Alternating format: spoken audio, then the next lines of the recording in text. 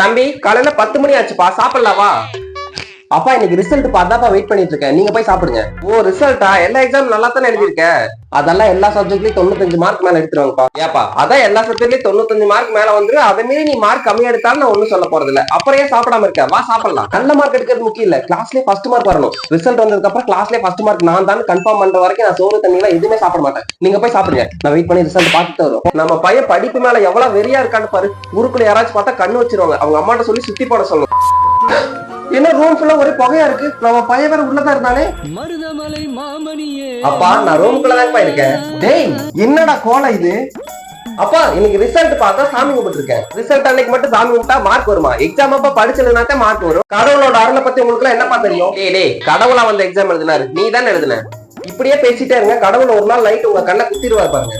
கடவுளே எக்ஸாம்ல நான் நல்ல மார்க் வாங்கினதுக்கு நீ தான் அருள் புரியணும். கடவுளே கடவுளே கடவுளே கடவுளே.